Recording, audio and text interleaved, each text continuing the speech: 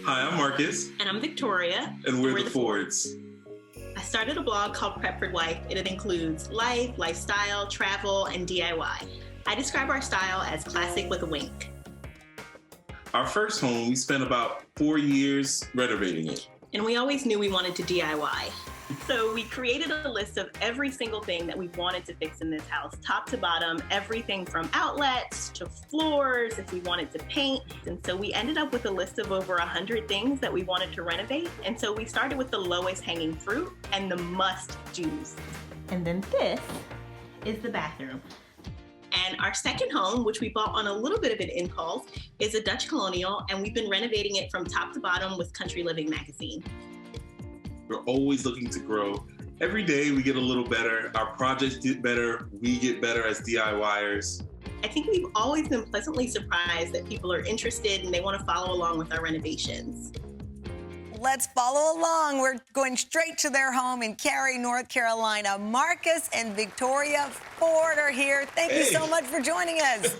Hi, baby. Thanks for having us. Of course. Listen, we'll get to that list in a minute. The whole crew was like, whoa, when they saw that list of things that you have to tackle. But Victoria, let me start with, I mean, it's not for everybody going in and renovating a whole home, let alone two. Why is it for you guys? What does that hit nerve-wise within you that makes you want to take on something like this? Yeah, I think it's less about taking it on and more about the end product for us. It's always like you kind of want what you want. And so I think about the concept of move-in ready, and I love the idea of it. But I feel like I'm still going to get the itch to have exactly what I want in a home. And so that's always the driving factor, is kind of the end product and the after versus the process. We kind of just glaze over that in our minds. Well, and I appreciate that because I am a turnkey person. I want to walk in, unpack my clothes, and move on. But when I see homes like yours and how you customized it and everything from the paper on the walls to little, turning a utility room into the perfect laundry room. I love seeing it. But I got to tell you, going back to this list, Marcus, 100 things on the list. Oh, yeah. Were you just rattling them off as you were thinking about them? Is there a method to the madness I'm looking at? Well, I mean, usually when we first come into a place, we automatically know those are the things that we're going to have to change from big to small. And so we actually just go through the list one by one, kind of see what is available for us to do, what's expensive, what's not expensive, what we can do versus what a professional has to do, and what's more important to us. Some things are important, like paint. If we walked in and everything was highlighter green, probably we want to paint and get that taken care of. But it's a fairly quick DIY project that you can do. But that's usually how we get things taken care of, is to kind of list everything out and go one by one and say, what can we do right now versus what we should do in the future. Okay, so you have the list that is contingent upon budget.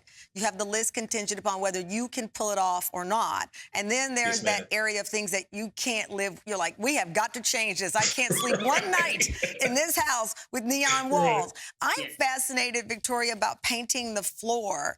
You describe your style as classic with a wink. I love the bees on the pillow that you showed there. But you painted your floor. Why? Yeah.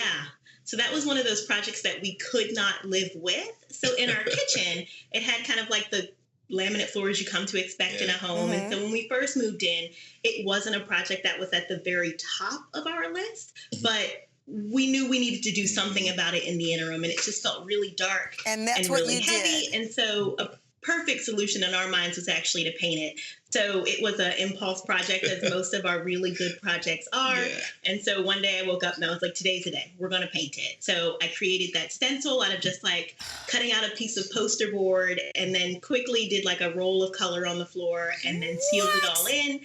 And really, it turned out like exactly what we needed in the interim. And it lasted for like a year and a half before we could afford both the time and the money to do it for real. Okay, Victoria, though, listen, I'm looking at that, and when I heard you painted your floor, I'm thinking Benjamin Moore, Hunter Green, that's that, boom, bam.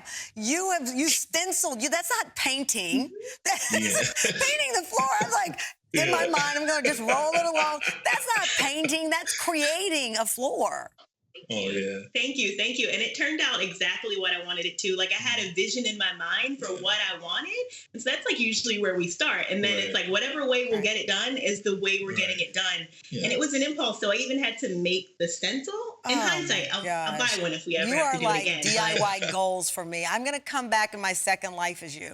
You did your kitchen. I like that you do the kitchen in stages, too, because a lot of people, again, believe you've got to launch in, Marcus, and tackle the whole thing. The kitchen is my favorite thing to renovate, but it can get expensive when you're talking about, cabinets and appliances and changing all that. So in stages is how you live.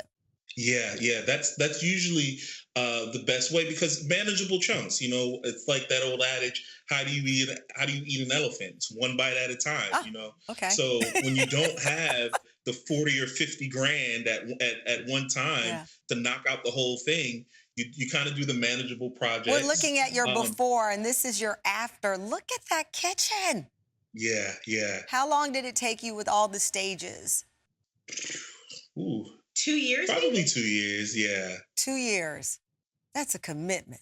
I'm like, well, it feels less like a commitment in the moment, because 2 years will pass no matter what. You might as well pass it with like what you actually want in your home. Okay. So we did the little projects like doing the floors over, but then we did the bigger ones. Like we added a second layer of cabinetry in the kitchen, and we changed out the doors, and we did the counters. And slowly but surely, 2 years just kind of passes by. And slowly you're a but good surely, salesperson, Victoria. You're pulling me in on this. I see why Marcus fell in love with you. I'm curious, Victoria and Marcus, when you got together and fell in love, did you know you both shared this passion of renovating places? No. And we did not have this passion for renovating places. No. We rented before we bought, and we did minor changes that folks always do. You buy the bookshelf, you paint the wall maybe, but I don't think we ever set ourselves up for and knew we would end up doing as many projects as we did in both our first and now our second home. Is there ever a time where you say, okay, we cannot talk about renovating? I need a break. Who is the first to crack? It's me. Yeah, it's usually Victoria. It's me. I make so many design decisions. My mind is always in a place where it's like fixing. I'm like, how can I create fixes? And so you end up with kind of decision fatigue. And so there are just some days where we're like, no projects today. No projects today. Well, listen, I want to look at the bathroom that you did in your old place. We have a before picture of it. Let's show that bathroom. And that's a cute bathroom. It's small, but you made it work. It looks like it's double the size based on what you did. And that one was a before, during kind of picture is always how we refer to it. So we made really minor changes in there initially, where we swapped out the mirror for one we enjoyed. We painted the cabinetry. And so we did that one in stages as well. But then we knew for our long-term fix, we needed to brighten, we needed to lighten. And then we also just needed it to feel more clean. Like a bathroom is one of those places where you're like, I just want it to feel clean. That's why I only use white towels and white rugs. Everything in my bathroom is white, because it just psychologically makes me feel like it's clean. Yes, exactly. That's why we reach for white rugs most of the time. It's why we do white tile. It's like, you want to know, like, if there were germs in here, I could see them. And so that was just really most of our motivation. You're like, I see you, germ. I see you. Well, your dining room, when you got to your dining room, obviously that's another important room. More than ever before, we recognize the communal energy that a dining room has to have. And I love the seating placement, and I love what you've done there. Oh, yeah. That's that room is actually right when you walk in. So that was a statement making room from the time we walked into the house the first time. So we wanted it to be warm. We wanted it to have a little color to it. But whenever we look at pictures and whenever we're sitting in the room, we always think about Thanksgivings and large meals and birthdays. I love the green paint there that you picked out. If there is a split decision, who wins? If you guys don't agree on something, the tie goes to who? I think it's, you want to go? Yeah. Go ahead. I think most of the time it goes to whoever cares more. Yes, like if there is someone who is like passionate within us, it's like, all right, I could be convinced. If you feel certain about it, then it must be the right decision. So it's not ever a choice of like, I made a decision and we have to go with it. It's like, if you feel strongly about it, I'll back you in it. Now, I feel strongly about one room that apparently you do as well. I am obsessed with laundry rooms. That is my confession. I'm obsessed for the very specific reason is that one day I want a cat. And I figure I could put the cat litter in a laundry room. So I know that's a weird reason to want a laundry room. But you, Victoria, are obsessed with the laundry room for different reasons. We have a before picture of your laundry room. And this is the after. That's a place where you want to go and wash your clothes. Yeah.